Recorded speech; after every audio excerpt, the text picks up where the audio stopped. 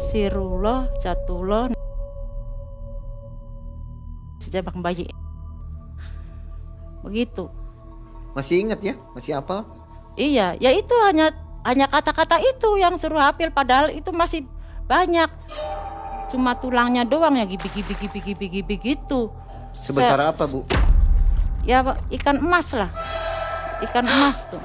Ikan emas yang berapa kilo? Yang sekitaran 2 kiloan. Itu ditepuk saya tuh sama si Asi. El, kamu lihat apa sih kok bengong banget? Emang kamu nggak lihat? Tuh kan ada ikan, tapi nggak ada dagingnya, cuma tinggal tulang tapi hidup. Di dalam dasar laut itu saya kelihatan ada batu. Cuman saya mau pegang, nggak bisa. Berat banget tangannya tuh buat nyentuh itu mustika itu. Kalau mau masuk ke situ lagi harus wudhu lagi. Tapi sholatnya nggak boleh, harus baca mantra itu terus. Niat awal hanya ingin mengantar teman untuk melakukan ritual pesugihan. Ia malah terjerumus masuk ke dalamnya karena tergoda oleh iming-iming kaya cepat. Akhirnya, cara tak terpuji ini ditempuh oleh Bu Eli. Assalamualaikum warahmatullahi wabarakatuh. Waalaikumsalam warahmatullahi wabarakatuh. Sobat Malam Mencekam, apa kabar? Mudah-mudahan sobat semua selalu dalam keadaan sehat walafiat ya. Dan tentunya seperti biasa harus banyak rezekinya. Sobat, hari ini ada narasumber namanya Bu Eli. Bu Eli punya kisah yang sangat menarik nih ya. Waktu itu mengantarkan temannya yang ingin melakukan pesugihan. Sampai akhirnya Bu Eli pun mengikuti pesugihan itu ya Bu ya? Iya. Ya sobat, karena kisah ini penuh dengan polemik ya, saya pikir begitu, dan harus diamankan supaya tidak terjadi hal-hal di luar yang tidak kita inginkan. Makanya di video ini Bu Eli kita blurkan. Mohon maaf sebelumnya. Dan Bu Eli ini kisahnya terjadi di tahun 1998 ya. Iya. Baik, Bu Eli, aktivitas atau kesibukan harinya apa Bu, hari-harinya Bu? Kesibukan saya hanya ngurus rumah tangga. Ibu rumah tangga Ibu sejati rumah ya? tangga, iya. Oke. Hanya saja suami saya yang kerja jadi nelayan. Oke. Luar biasa ya. Iya. Penghasilan lancar Bu ya? Rezeki lancar ya? Ya agak tersendat sih. Kenapa? Sering tersendat ya kan kalau kerja di nelayan kan kadang ombak nggak berangkat kan. Lama kadang nggak melaut. Lama kadang sampai 2 bulan nggak melaut tuh. Cuman kan ada pekerjaan lain di sawah. Pindah dulu ya? Iya, kuli-kuli di tetangga gitu. Oke. Nah, sobat jangan kemana-mana, tonton sampai habis kisah ini. Malam Mencekam, semakin malam semakin mencekam. Inilah Bu Eli.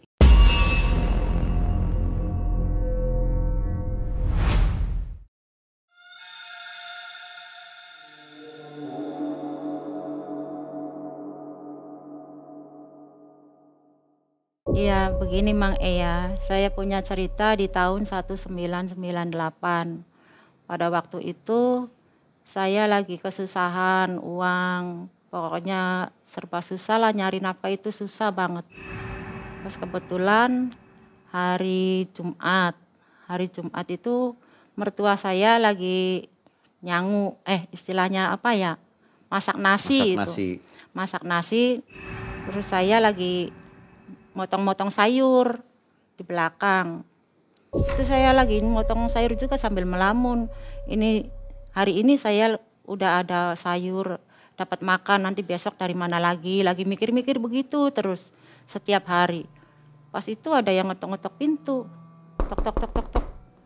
Itu suara apa, Mak? Kata saya sama mertua saya, kan saya di rumah mertua. Kata mertua saya, nggak tahu siapa sih. Terus dia teriak-teriak, El. Tuh, apa ya, siapa tuh Mak? Gak tahu situ, coba tengok sana ke depan, kata mertua saya tuh. Nah saya tuh ke depan.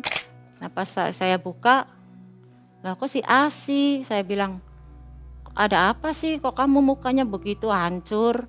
Dia tuh mukanya nggak keruan-keruan lah, kayak habis ditembak, pada memar gitu. Sambil dia menangis juga sih, masih di depan pintu tuh. Kamu kenapa? aduh El tolongin saya, kata si Asi. Nah terus nolongin apa ya? Ya udah kamu masuk aja dulu, ayo masuk. Nah udah masuk, saya suruh duduk di bilik. Kan pakai bilik itu bambu kan ya.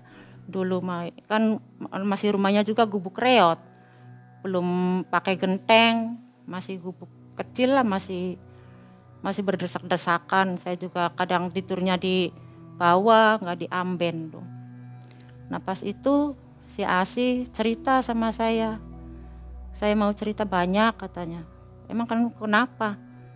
Ini El, saya tuh rumah tangganya hancur. Iya hancur, kenapa? Ya udah nanti ya ceritanya, nanti saya belikan es dulu, saya bilang.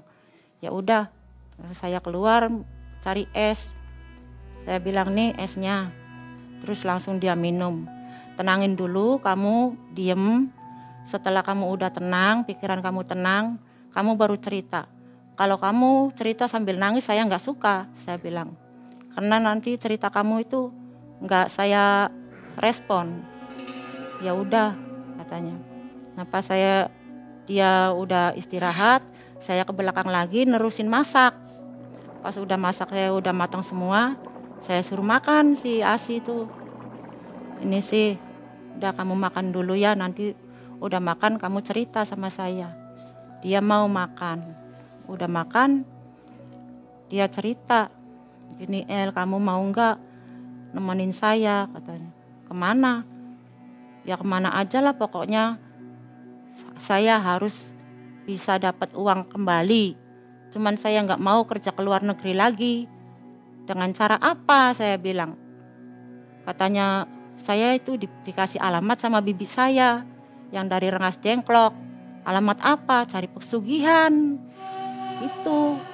Oh, cari pesugihan. Sebelumnya Asi ini kerja di mana?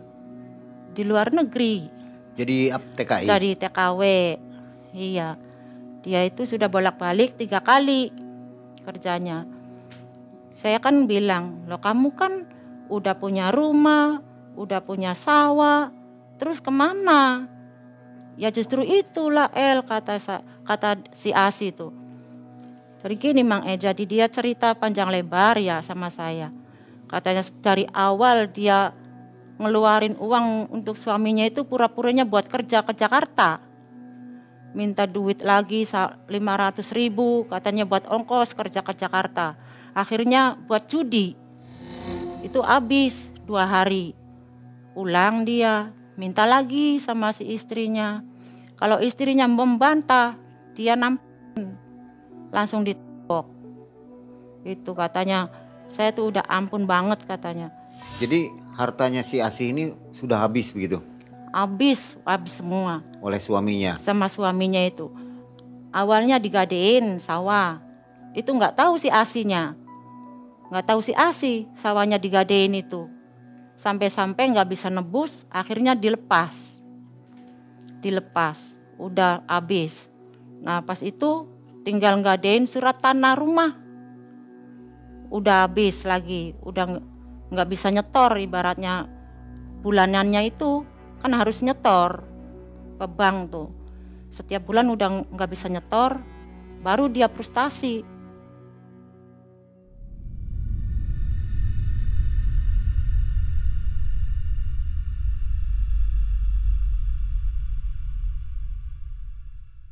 Terus gimana? Ya itu cuma cara saya itu diberi arahan sama bibi saya itu ke situ. Emang kamu nekat? Iya, udah saya nekat, makanya saya datang ke rumah kamu nganterin saya. Akhirnya saya berpikir juga, ya udah kalau kamu udah nekat begitu, nanti saya bilang sama suami saya, soalnya hari ini kan suami saya masih di laut, belum pulang. Mungkin agak siang lah, jam 10, jam 11-an dia pulang. Ya udah El, gimana enaknya kamu aja, yang penting kamu bisa nolong saya anter ke tempat yang saya tuju, kayak gitu Mang Nah pas itu ya udah saya pamitan dulu, nanti hari Minggu saya kesini lagi, kata si Asi. Ya udah dia pulang. Nah pas itu suami saya juga pulang naik sepeda. Dia bawa ikan kecil-kecil tuh yang nggak laku di Iya, nggak laku dijual di bandar ikan tuh. Dia bawa pulang buat kita makan di rumah. Nah pas itu udah saya olahin, udah saya kasih makan suami, udah kasih saya wedangan gitu, tebruk kan sukaannya dia. Nah pas itu suami saya ngomong, kok kamu kelihatannya bengong, katanya bingung banget. Iya nih Ang, emang kenapa? Tadi ada si Asi main ke sini. Asi katanya. Terus kamu dikasih apa? Dikasih apa? Saya bilang nggak ngasih apa-apa, malah dia minta tolong sama saya. Tolong apa? Cerita sama saya itu tentang rumah tangganya si Asi itu udah hancur katanya. Harta bendanya udah habis semua, udah ludes. Makanya dia datang ke sini itu minta bantuan sama saya si Asi itu. Oh terus gimana kamunya? Ya saya sih terserah Ang aja, kan saya panggil suami saya Ang. Ya udah katanya. Terus anak kamu mau ditaruh di mana? Orang tua saya kan kamu tahu sendiri udah tua nggak bisa ngurus anak kamu. Oh ya udah ke orang tua saya aja di kampung saya. Emang dia mau? Ya jelas mau kata saya. Ya udah nanti saya antar ke situ. Kapan? Nanti sore aja. Pas udah sore habis asar jam 4-an kayaknya sih. Naik sepeda lagi.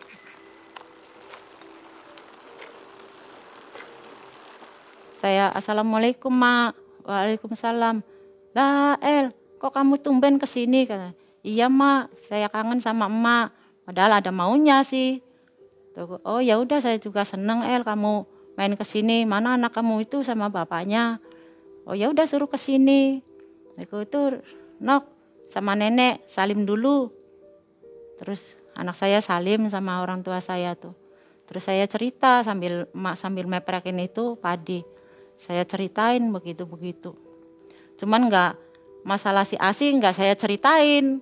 Saya hanya ngomongnya ada tujuan saya sendiri. Pengen main ke Cirebon. Oh ya udah katanya kalau kamu pengen main ke sana nginep mah. Terus maknya mau kalau saya titipin anak saya di sini. Ya mau lah, masa cucu sendiri dititipin nggak mau sih kata orang tua saya. Ya udah kalau mak mau sekalian saya pinjam duitnya Mak. Punya enggak 200.000. Kok banyak amat katanya. Ya barangkali saya nginep di sana tuh lama, saya bilang. Ya udah ada katanya 200.000 mah. Tapi kamu jangan kemana-mana ya, kalau mau main ke Cirebon udah ke situ aja. Dulu kan masih saya nggak pakai HP, nggak punya lah pokoknya mah. Jadi ya udah Mak, insya Allah saya bilang 4 hari saya pulang lagi. Ya udah, terus suami saya ngobrol sama bapak saya. Nah pas itu orang tua saya ngasih uang, saya pamitan. Ya udah Mak, ini Noknya saya titip. Oh iya katanya. Saya pulang lagi, boncengan lagi sama suami saya. Pas itu malamnya itu malam Sabtu, saya tuh udah mimpi dulu mau berangkat tuh. Hari Minggunya sih berangkatnya. Malam Sabtu saya itu mimpi ke tengah laut. Pas di tengah laut itu ada seperti cahaya batu, tapi seperti apa ya, mustika tapi berkilo-kilo. Di dalam dasar laut itu saya kelihatan ada batu. Cuman saya mau pegang nggak bisa. Berat banget tangannya tuh buat nyentuh itu mustika itu. Jadi saya berpikir, oh ini apa ya, pertanda apa? Pas bangun dari tidur tuh, ini pertanda apa ya, kok mimpinya aneh gitu. Saya bilang, pas saya mau pergi mimpinya kayak gitu. Ya udahlah bismillah aja, saya bilang saya emang nggak ada tujuan ke situ. Hanya si Asi yang punya tujuan kan Mang. Jadi saya tuh tenang. Nah pas itu hari Minggu, saya udah disiapin itu bajunya buat salinan, bawa mukena, bawa sajadah, pokoknya itu kain-kain udah saya siapin di tas. Pas si Asi nyampe, Assalamualaikum, Waalaikumsalam. Oh kamu sudah siap katanya El. Iya udah siap. Gimana kamu? Iya saya udah siap. Tapi gimana sayanya nggak ada ongkos. Oh kalau ongkos nggak usah kamu pikirin, udah saya siapin. Kamu mah tinggal ikut saya, kan saya yang ngajak. Jadi kamu mah nggak usah tahu menau soal ongkos, udah saya tanggung. Oh ya udah. Nah pas itu si Asi ngomong, gimana El, dari sini naik apa ya ke sana? Apa kita ngojek? Lah kan di sini nggak ada tukang ojek, saya bilang. Ya udah suami kamu aja suruh sewa motor. Oh ya udah nanti saya panggil suami saya ya, suruh pinjam motor dulu. Saya panggil, Ang sini dulu. Gimana? Itu si Asinya pengen berangkat sekarang. Terus motornya mana? Saya bilang pinjam aja. Ya iya pinjam aja, nggak usah ngojek lah. Kalau ngojek kan nggak enak berdua. Oh ya udah nanti saya pinjam sama Kang. Waktu itu sewanya 20.000. Ini naik motornya bertiga? Iya bertiga, suami saya yang bawa motor, saya di tengah, si Asi di belakang. Sambil naik motor, ada yang manggil, Bu. Saya nengok, loh siapa yang manggil? Nggak ada orang. Cuman udahlah, nggak saya hirauin, barangkali orang di jalan manggil siapa gitu. Kisaran jam 9 siang. Iya pagi. Udah berangkat, di situ kan di pangkalan ojek, pangkalan kecepet ya. Di situ kan ada angkot. Udah turun dari motor, saya pamitan saliman sama suami saya sambil minta doanya biar saya selamat. Nah udah angkotnya udah ngetem di situ. Pas itu, ayo mbak katanya Cikalong. Oh iya saya mau ke Cikalong. Naik kita berdua sama si Asi. Nah udah naik, di situ udah ada orang 3, jadi kita berlima. Nah itu yang udah ada di dalam angkot itu nanyain, mau kemana teh katanya. Oh mau main ke Cirebon. Oh orang Cirebon teh. Iya saya bilang. Kalau teteh mau kemana? Mau ke Cikampek katanya. Oh ya udah kita mau ke Cirebon. Pas itu kan di Cikalong saya turun. Ongkosnya masih 3.000 satu orang. Berarti kan 6.000. Dari Cikalong kita turun, naik lagi Elep. Turun di pasar. Di situ ada Elep. Udah ngetem lagi di situ. Udah agak penuh.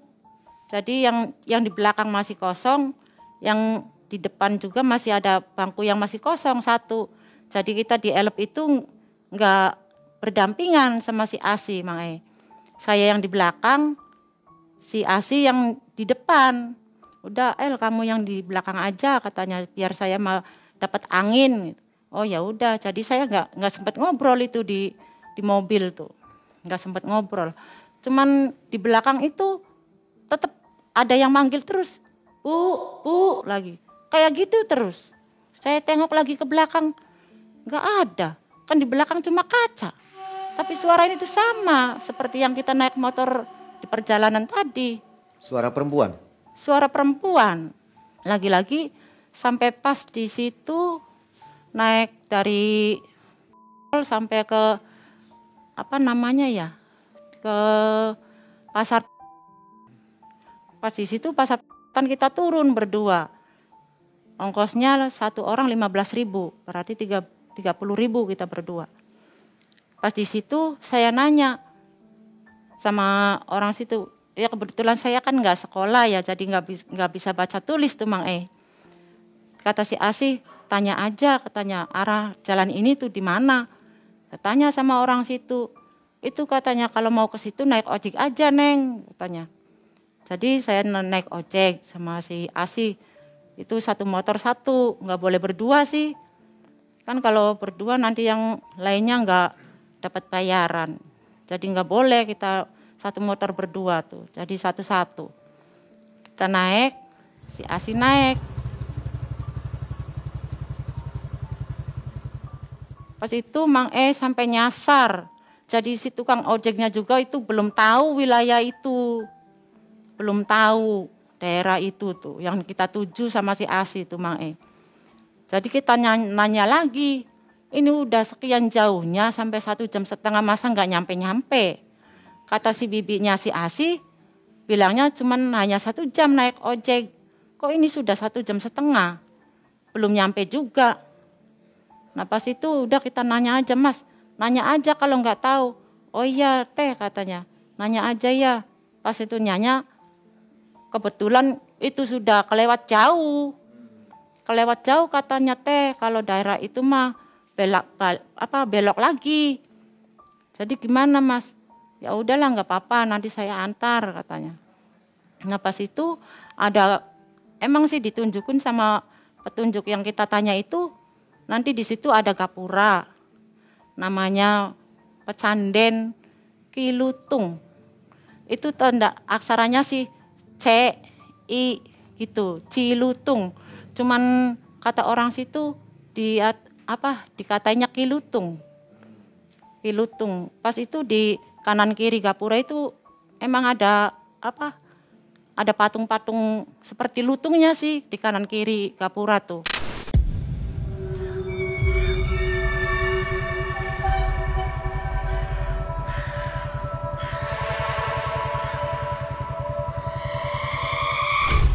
Nah pas itu katanya, Neng, tuh ada orang, tanya aja mungkin daerah sini, itu Pecandena katanya.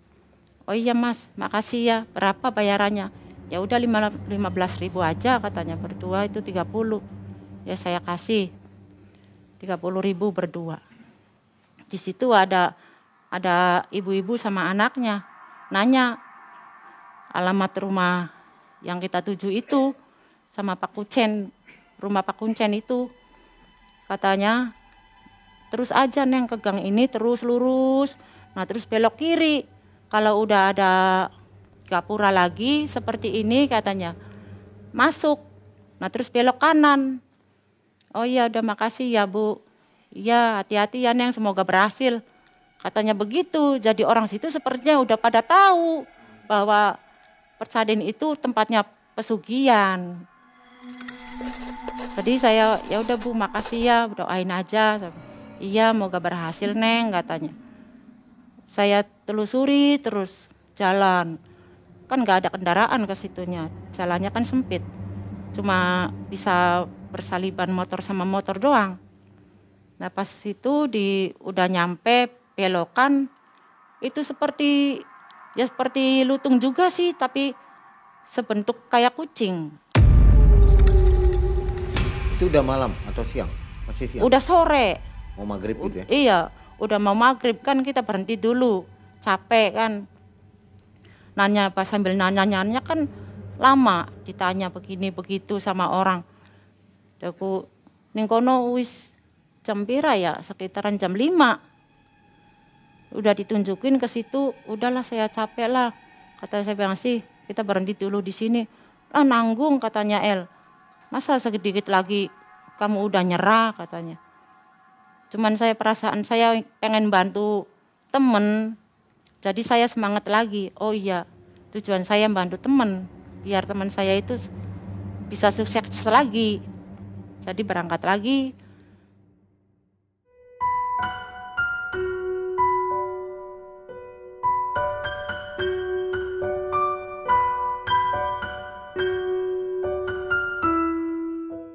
Pas di situ Mang Edi, kebetulan di situ nggak ada orang di rumah Pak Kuncen tuh. Saya bilang assalamualaikum, waalaikumsalam. Ini siapa? Oh saya. Oh tamu. Iya. Oh masuk Neng. Udah mau maghrib katanya. Jangan duduk dulu ya, jadi luar nanti Bapak mau wudhu dulu, jadi mau maghrib. Oh iya Pak, saya tungguin di sini. Iya tunggu aja dulu katanya. Saya ngobrol di situ sama si Asi. Itu si Asi nggak diem-diem ngomong mulu, tapi entah apa yang dia ngomongin. Cuman sayanya hanya kepikiran waktu di perjalanan ada yang manggil saya itu. Saya hanya mikirnya ke situ, jadi si Asi ngomong-ngomong apa itu saya nggak denger. Saya mah cuma kepikiran waktu di jalan selalu ada yang manggil. Apa itu? Siapa yang manggil saya? Tuh penasaran. Nah pas itu Pak Kunci itu keluar. Ini dari mana katanya. Oh iya, saya dari kampung. Oh ya silakan masuk katanya. Suruh masuk, kita berdua di dalam. Di dalam juga nggak ada kursi sih. Cuma gelar tikar begitu, tikar pandan yang zaman dulu itu. Nah pas itu ada istrinya 2. Istri pertama sama istri yang tua itu bareng satu rumah di situ. Istrinya Pak Kunci itu. Nah itu dia nanya sama si Asi. Ini yang punya tujuan siapa? Apa berdua ini punya tujuan semua? Saya bilang enggak Pak Kunci, saya mah enggak ada tujuan. Nah terus mau apa yang nganterin si Asi? Saya bilang. Nah si Asi cerita dulu. Iya Pak, saya yang ada tujuan. Si Elima cuma nganter saya. Karena keadaan saya begini begitu. Pokoknya yang udah dia ceritain ke saya, diceritain ke Pak Kuncen tuh. Cuman Pak Kuncen itu si Asi cerita matanya ngelihatnya ke saya terus. Jadi si Asi cerita itu enggak diliatin. Malah dia yang ngeliatin ke saya terus, Pak Kuncinya. Cuman saya kan enggak ada tujuan, jadi saya kan selalu buang muka begini. Karena enggak ada tujuan. Lagi pula saya takut nanti ada diapa-apain gitu. Udahlah, saya bilang kamu aja sih yang cerita terus, nanti saya di luar dulu cari angin. Kamu nggak boleh keluar kata Pak Kunci, sini aja duduk nggak apa-apa. Kata si Asi, terus gimana ini Pak, bisa nggak bantu saya? Kamu namanya siapa? Nama saya Asi. Terus ini yang satunya Teteh siapa? Saya Eli. Oh Eli. Terus tujuan kamu cuma hanya nganter si Asi ke sini? Iya Pak. Kamu nggak ada tujuan yang lain? Nggak ada. Nah, tujuan saya hanya nganter Asi ke sini. Karena apa kamu bisa nganter ke sini? Karena saya kasihan ngelihat dia. Apakah kamu itu nggak kasihan kamu sama diri kamu sendiri? Sama keluarga kamu nggak kasihan? Hanya kasihan sama teman. Kata si Pak Kunci itu seperti udah tahu kesusahan saya di rumah itu. Makanya dia selalu ngeliatin saya, si Asi cerita begini begitu nggak diliatin, malah ngeliatin saya. Nah pas itu maksud Pak Kunci gimana kata saya. Kalau kamu hanya nganterin si Asi ke sini, di sini nggak ada penampungan buat orang nginep. Yang hanya bisa nginep di sini yang ada tujuan. Kalau kamu hanya cuma nganter si Asi ke sini ya silakan pulang. Kata Pak Kunci begitu. Oh jadi gimana saya bilang. Oh ya kalau gitu kamu harus ngikutin si Asi katanya. Itu sih siapa saja yang dikasih rezeki itu rezeki masing-masing. Jadi kamu sia-sia udah sampai ke sini balik lagi. Jadi saya terpaksa ikut. Gimana kamu setuju? Oh ya udahlah Pak Kunci, daripada saya pulang lagi nggak sama si Asi lagi. Jadi saya mau nemenin si Asi.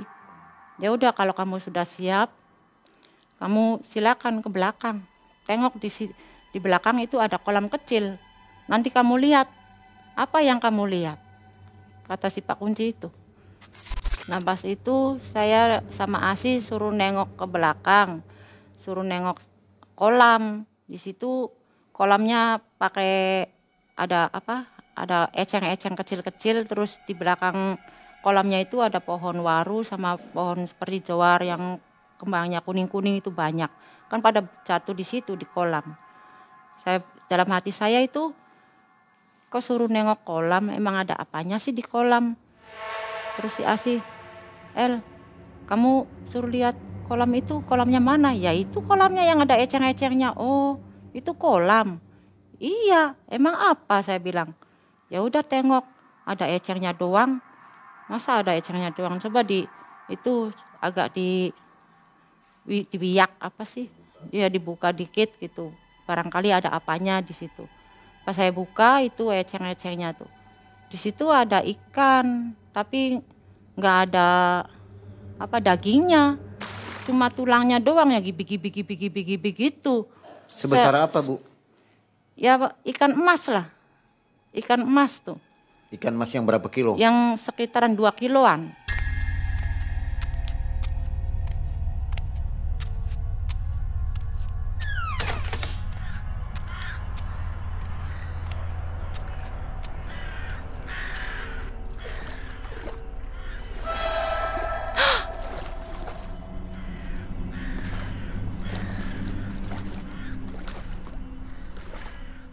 Pas itu saya lagi bengong, lagi melongo, itu ditepuk saya tuh sama si Asi. El, kamu lihat apa sih kok bengong banget? Itu sih, emang kamu nggak lihat? Itu kan ada ikan, tapi nggak ada dagingnya, cuma tinggal tulang tapi hidup. Ah kamu mengayal katanya. Ngayal aja, masa mana ada katanya ikan tinggal tulang masih bisa hidup. Di mana-mana juga kalau tinggal tulang ya udah mati, katanya begitu, kata si Asi. Nah pas itu kan si Asi saya lihat, kamu lihat apa? Saya bilang. Kata si Asi, nggak lihat apa-apa, cuma ada siput-siput doang, katanya. Begitu. Emang ada sih ikan yang hidupnya juga ada, tapi kecil-kecil. Nah yang gede cuman itu doang, yang tinggal tulang. Yang gedenya tuh. Yang kecilnya ya emang ada. Nah pas itu si Asi bilang, nanti gimana ya? Katanya. Kok saya nggak ngelihat apa-apa, cuma ada siput-siput doang yang kecil-kecil. Lagi berdebat begitu, Pak Kuncen manggil. Iya Mbak Eli, Teh Asi, kesini katanya. Terus saya sama si Asi dekat lagi ke situ, ke depan lagi sama Pak Kunci kan dipanggil. Udah sini duduk katanya. Nah Pak Kunci itu langsung nanya sama saya, bukannya sama si Asi Mang Yang ditanya saya duluan. Kata Pak Kunci, Teh Eli lihat apa katanya. Itu Pak Kunci saya lihat kok di kolam ada ikan sebesar ikan emas, cuman ada tulangnya doang, nggak ada dagingnya. Saya bilang, oh jadi kamu udah lihat? Iya udah. Nasi Asi kamu lihat apa katanya? Nggak ada Pak katanya. Yang kamu lihat apa? Cuma siput kecil-kecil. Oh ya udah, sini masuk katanya. Kata si Pak Kunci itu suruh masuk ke kamar pribadi, ke pribadinya Pak Kunci itu. Saya suruh nunggu di luar. Nah pas di dalam saya kan nggak boleh tahu lah, ibaratnya entah apa yang diceritain Pak Kunci itu saya nggak tahu. Pas itu sebelum si Asi keluar saya udah dipanggil. Jadi pas si Asi bangun dari duduk, saya masuk. Udah saya duduk, si Asi keluar. Terus saya dibimbing atau apa ya, kan saya nggak bisa baca tulis. Suruh hafalin mantra-mantra itu. Ini katanya dihafalinnya. Aduh maaf Pak Kunci, saya kan nggak bisa baca tulis, saya bilang. Nah terus gimana? Ya dibimbing aja, saya bilang mantranya gimana. Barangkali ada yang nyantol ke hati saya gitu. Tapi ini panjang katanya. Enggak apa-apa lah, insya Allah saya bilang. Udah terlanjur saya masuk sini. Oh ya udah kalau gitu turutin ya katanya. Insya Allah Pak saya turutin. Nah si Pak Kunci itu hanya bacanya asyhadu alla ilaha illallah wa asyhadu anna muhammadar rasulullah. Terus Al-Fatihah. Bismillahirrahmanirrahim. Alhamdulillahirabbil alamin arrahmanirrahim maliki yaumiddin. Iyyaka na'budu wa iyyaka nasta'in ihdinas siratal mustaqim siratal ladzina an'amta 'alaihim ghairil maghdubi 'alaihim waladdallin. Nah pas itu bacanya itu sirullah jatullah sejabak bayi. Begitu. Masih ingat ya? Masih hafal? Iya, ya itu hanya kata-kata itu yang suruh hafal, padahal itu masih banyak. Cuman saya kan ini sebagian. Iya, jadi hanya sebagian ujungnya aja atau tangannya aja mungkin. Soalnya kan kalau dihafal semua itu panjang waktunya. Jadi hanya dikasih segitu. Nah, pas itu udah dikasih mantra itu saya udah hafal katanya. Iya, Pak, saya udah hafal. Ya udah, ayo katanya, ikut kemana? Ya ke depan lagi katanya. Pas ke depan katanya kamu udah nggak usah beli, udah ada yang beliin asisten saya. Jadi kamu tinggal bayar 400.000 yang satu sesajen itu. Berarti kita berdua kan 800.000 bayarnya. Cuman saya kan nggak ada uang, jadi kan uang si Asi yang ngeluarin uang Mang E. Pas itu udah dibayar 800.000. Nanti kamu habis jam berapa ya, jam 10:30 kayaknya. Kamu nggak boleh tidur sampai jam 10:30, kita berangkat ke sana, ke tempat Ki Lutung itu. Udah itu asistennya kan dua orang yang nungguin saya di situ, di Persanden tuh, di pendopo, lelaki semua. Nah pas itu udah dibawain, nih katanya kamu bawa yang ini, si Asi bawa yang ini, suruh bawa masing-masing. Nah asistennya yang di depan satu, yang di belakang satu, pak kuncinya itu di tengah, sambil bawa senter itu, kan licin jalannya, sampai saya jatuh. Pas itu jatuh saya latahnya, setan begitu. Soalnya kan udah merinding terus di perjalanan itu. Jadi dalam hati saya ini pasti banyak setannya gitu. Pas itu jatuh jadi saya latahnya begitu, setan begitu. Aku udah katanya nggak usah setan di sini, memang tempatnya setan, kata pak kuncinya gitu. Sampai diketawain sama si asistennya itu yang dua tuh. Nggak apa-apa katanya teh, nggak apa-apa, saya bilang. Ya udah ayo jalan lagi. Jalan lagi ke situ. Nah pas nyampe di situ kan pohon kanan kiri itu pohon gede-gede, pohon yang nggak ada, pohon yang kecil tuh gede-gede semua, tapi jarang-jarang sih, agak jauh-jauhan itu, paling ada 10 meter baru pohon satu, tapi gede-gede semua pohonnya, nggak ada pohon yang kecil tuh. Nah pas sampai di situ ada juga itu, tapi ada patungnya yang paling gede di situ, di pendopo itu. Pas kita yang tempat semedi, patungnya pas seperti lutung. Kan itu percandiannya namanya Ki Lutung. Besar patungnya? Besar yang di dalam itu besar. Kalau yang di depan kan kecil-kecil, hanya biasa kayak lutung biasa itu kecil-kecil. Pas yang di dalam itu ada patung yang besar, pasti bawahnya ada sumur, ada padasan tempat wudhu tuh. Ada makam keramatnya di situ? Nggak ada, cuma pohon besar, cuman pohonnya itu udah tumbang tapi hidup. Posisinya udah tumbang bener, tapi masih hidup, pohon beringin, gede banget. Pas itu di situ kan ada rumah tempat yang asisten yang dua itu, yang biasa nungguin saya di situ tuh, asisten yang dua itu di pojokan. Pas kita masuk di gapura, di situ ada bilik kecil, ya gubuk kecil lah di situ. Nah itu di pohon besar itu udah saya merinding banget itu, udah saya bayangin mungkin ini binatangnya barangkali seperti itu dalam pikiran saya itu. Cuman si Asi itu nggak yakin, kok ini tempat pesugihan kayak gini katanya, ngomong gitu Mang E. Saya nggak yakin lah katanya. Kenapa kamu ragu? Udah nyampe sini kamu ragu, malah saya yang takut ke sini. Kamu yang ngajakin terus ke sini, mungkin kamu kan sebelum ke sini udah diceritain sama bibi kamu. Saya bilang, iya sih emang cerita, cuman saya kan ya emang waktu masih di rumah kan nggak ada takutnya, belum melihat situasi kan. Pas di situ melihat situasi dia pikirannya berubah, jadi bimbang.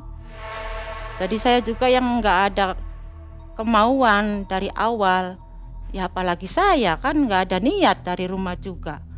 Jadi ya udahlah, insya Allah lah, ini kan berdua. Pas di situ ada kamar seperti kos-kosan di situnya tuh, hanya ada 5 pintu, cuman pintunya nggak ada pintunya, cuma ordeng pintunya, jadi bisa dibuka gitu.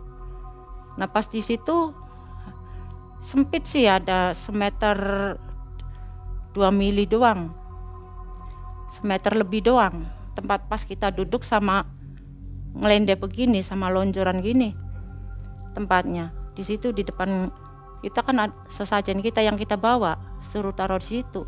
Gelap di situ? Gelap, nggak pakai lampu sama sekali, nggak dikasih sama sekali lampunya. Jadi atap yang atasnya itu nggak ada, belas-belasan, nggak ada atap, hanya ruangan sempit-sempit doang itu, tapi atapnya nggak ada. Nah pas itu kata si asisten, nanti kalau ini kan udah malam teh, jadi saya tinggal dulu ya, nanti kalau mau buang air atau apa di situ ada WC-nya masing-masing. Ya emang sih ada WC-nya di situ, ada bak mandinya masing-masing, jadi kita nggak campur. Waktu hanya pertama aja suruh mandi bareng-bareng di sumur yang ada patung gedenya itu, kita mandi di situ bareng-bareng. Nah pas itu kata si asistennya, nggak tahu sih, nggak disebutin namanya, katanya kalau udah masuk nggak boleh keluar, boleh keluar jangan ngobrol satu sama lain, walaupun kita satu kampung atau sama saudara atau sama teman, nggak boleh kita saling bercerita gitu. Jadi kita seperti orang bisu, masing-masing aja. Kalau udah rapi semua kita boleh masuk lagi. Kalau siang itu boleh tidur, tapi kalau sore mah iya memang dikasih makan pakai singkong, satu tetek itu Mang satu potong kan, satu potong, terus dikasih air aquanya satu botol.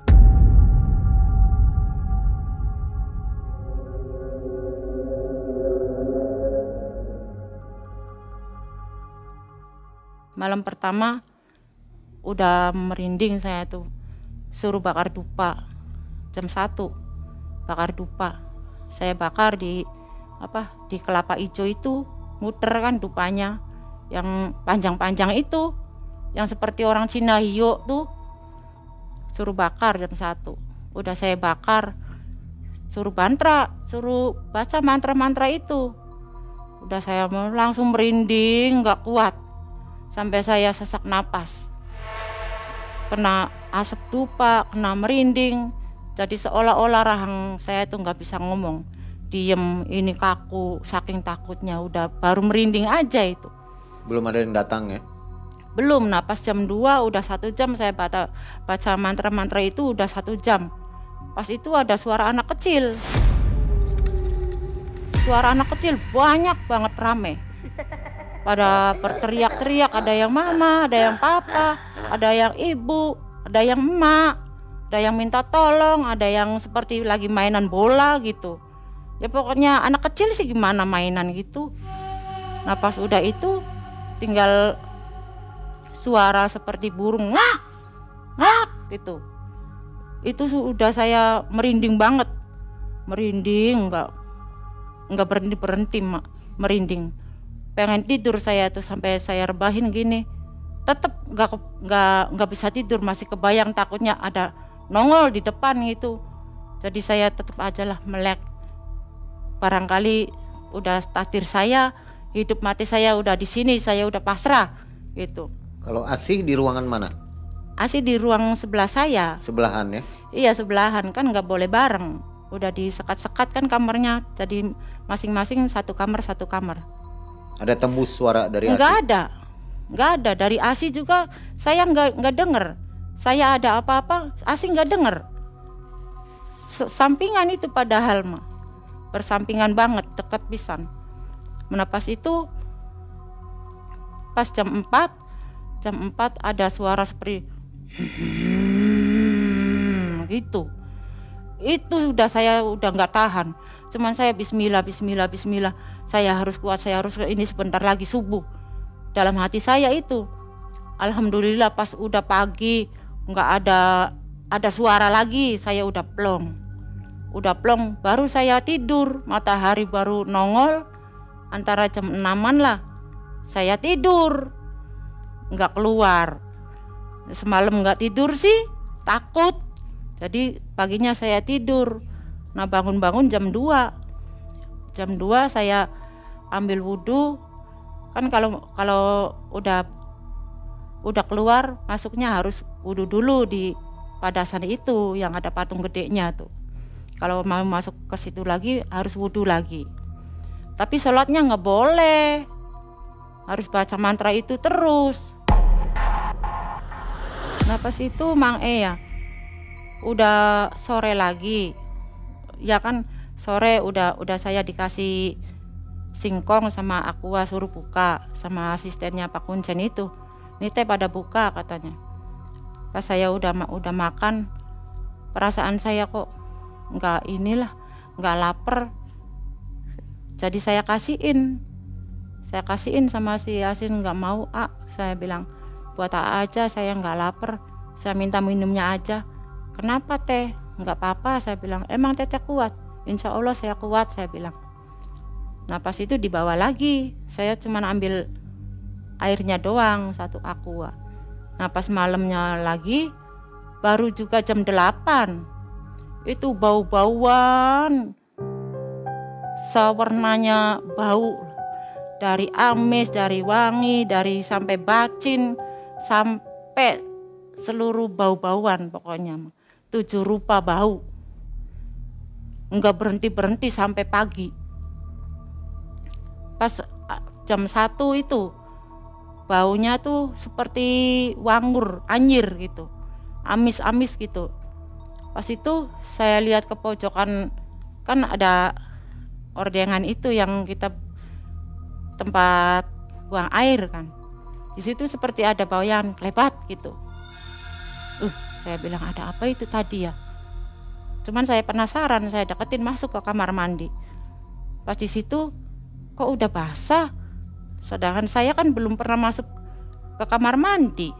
Kenapa itu sudah basah? Kayak seperti udah ada orang habis di kamar mandi. Cuman saya udahlah, biarin aja. Nah pas itu bau bacin gitu ya, sampai pengen muntah banget. Saya tahan terus saya baca-bacaan itu terus nggak berhenti. Pas itu langsung conot doang, itu langsung jelek gitu, pocong. Jadi saya kan jerit itu, tapi nggak ada yang denger. Anehnya tuh saya jerit begitu, ada pocong tuh, saya keluar lari sampai saya nabrak itu pintu gapura, kan di situ ada penjaga 2, saya nggak bangunin, saya nekat lari keluar, langsung lari ke rumah Pak Kunci itu. Lari ke sana, saya dok Pak Kunci. Tuh, siapa sih katanya. Dibuka sama Pak Kunci. Kok kamu kesini? Ada apa? Saya nggak mau. Pak Kunci, saya takut. Takut kenapa? Ada pocong. Lah itu bukan pocong katanya. Lalu apa orang saya lihatnya pocong? Pas di depan saya, kan saya udah bilang saya ini penakut. Kenapa yang datangnya malah pocong? Itu. Nah, kamu kan udah baca mantra Sirullah Jatullah Sun Jabang Bayi Elia, sedulur papat 5 pancer. Ya iku sedulur kamu katanya, yang bantuin kamu bakalan sukses. Kenapa kamu lari? Ya saya kan nggak ngerti, saya bilang. Udah kamu kesana lagi. Jadi gimana Pak, saya ini takut. Udah sini, duduk kamu di depan. Saya duduk, sila. Saya duduk bersila begini. Nah terus si Pak Kunci itu baca mantra lagi. Ditiupin kepala saya itu Mang di sini tuh sepertinya adem, nyes sampai ke hati itu berasa nyes ademnya tuh. Nah itu saya sepertinya semangat lagi, nggak ada takut, nggak kebayang ada pocong yang tadi itu saya ceritain, nggak kebayang lagi. Nah itu pas udah gimana kamu lanjut,